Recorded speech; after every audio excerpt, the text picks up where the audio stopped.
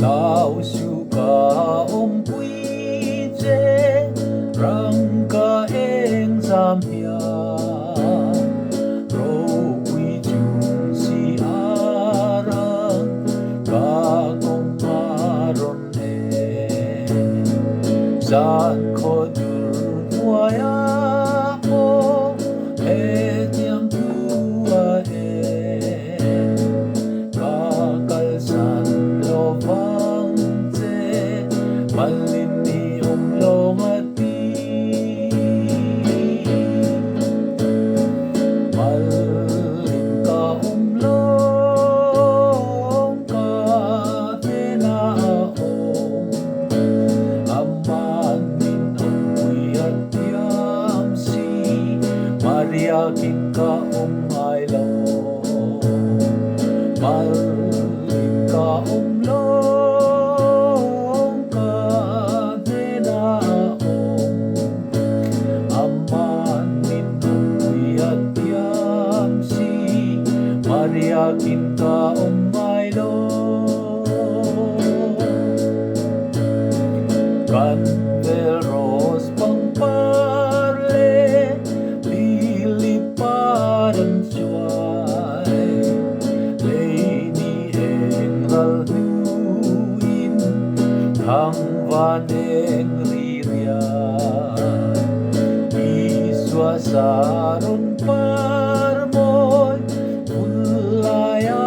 chulo Iswa chung lai ni malin min kalsan lova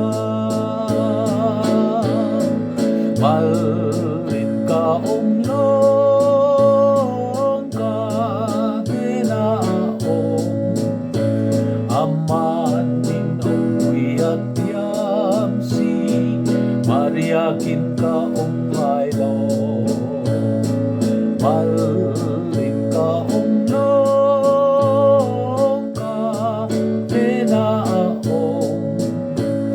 aman min kuya tiam si Maria kin ka ai lo matiang hulog lo kong lau manai thei anai jok chan dam tha muang ro Thal silvate ang lung ka long ta tim tim ka zai zelam bikal san lovang ti malin ka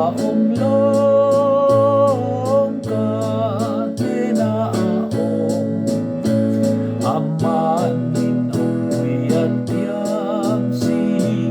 Maria kin ka ai lo malin ka long ka te na aman min kuya tiam si Maria kin ka